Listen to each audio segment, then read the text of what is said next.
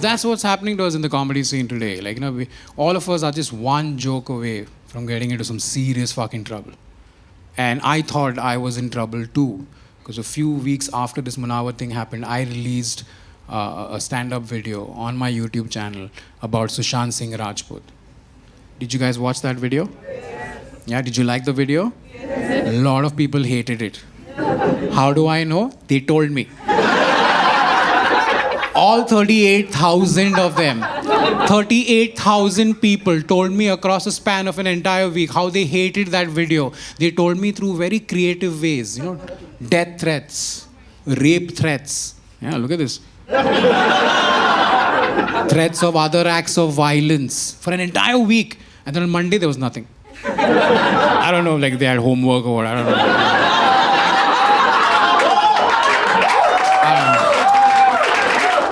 But if you watch the video, you will see that there isn't a single joke about Sushant in that video. All the jokes were about the people who took advantage of his death for their own gain. But sadly, we live in a world where people have access to the internet, but not an education. You know what I mean? Yeah. And I was attacked by a very unique Indian community. They're a community that calls themselves Ssrians. Have you heard of these people? Yes. Yeah? Have you heard of these Wi-Fi warriors? And you know what I found funny? I found really strange, rather, that I don't recall hearing about these Ssrians while Sushant was alive. Do you? I don't. I don't remember. Like, there was a time in Sushant's career where he was literally pleading with fans on social media to buy tickets to watch his movie so he could continue having a career in Bollywood. That would have been a good time for these guys to go, hey, Sushant, Ssrians here, we got you, bro. No? I'm just saying, maybe if these Ssrians had made themselves known while Sushant was alive, maybe he would still be alive.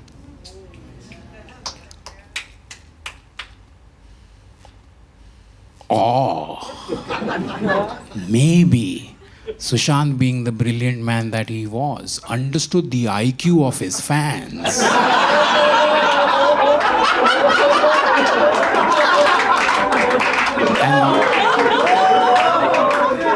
And then took the drastic step of acting in that movie Drive, produced by Karan Johar. Gotcha, bitch! Your assholes were clenched.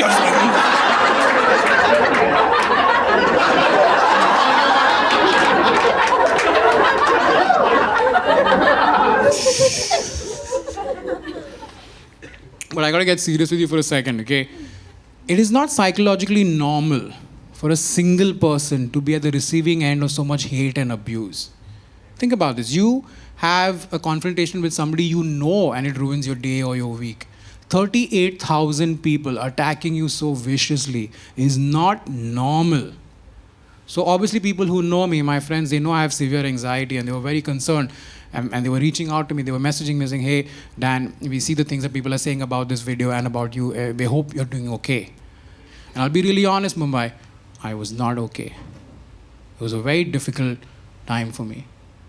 And the thing that hurt my feelings the most, as I read all these vile and vicious messages, was the spelling.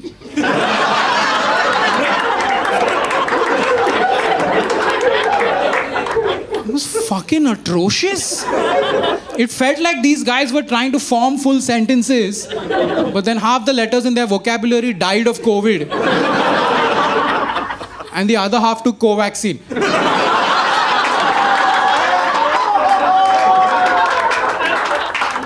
Now, I know woke people are going to get annoyed again and they'll be like, Dan. Daniel.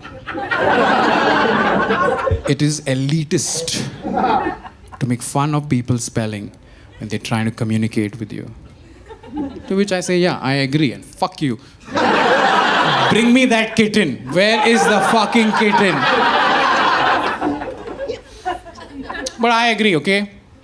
it is a bit of a dick move. It's a bit of a dick move to make fun of somebody's spelling if they're trying to communicate with you. I'm on board with that. But if the person trying to communicate with you is threatening you with death, rape, and other acts of violence, I think it's okay to make fun of their spelling. You guys agree? Yeah?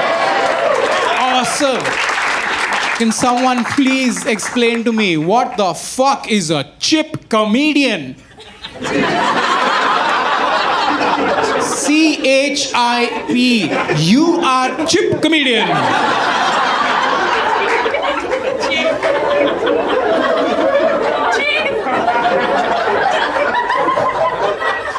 And I was like, uncle or Lays?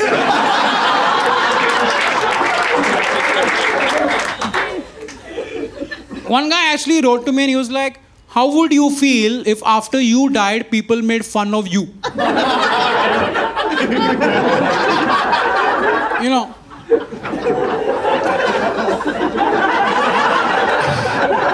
Over the last 11 years of my career, I've often indulged and taken on a troll on the internet, but mostly for my own amusement. But never once have I ever had to explain the concept of death. Until now. I replied to this guy and I was like, dear sir, after you die, you don't feel. That is the whole fucking point of dying. To stop feeling. Death is a permanent vacation I look forward to. If I die and I still feel, I want a refund. Check your privilege.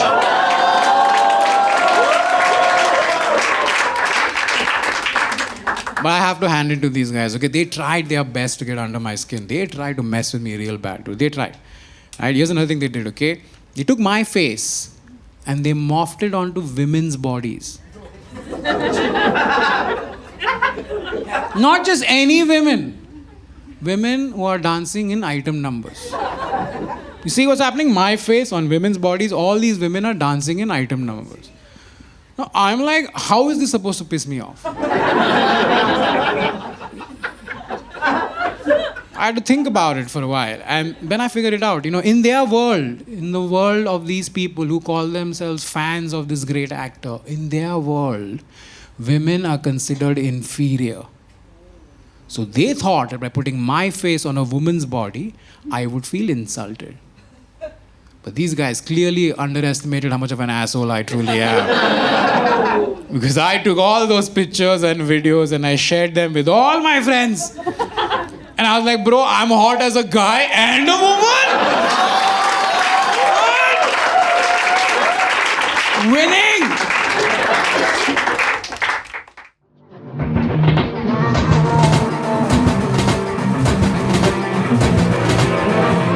आगे बढ़े रुक मत थक मत आगे बढ़े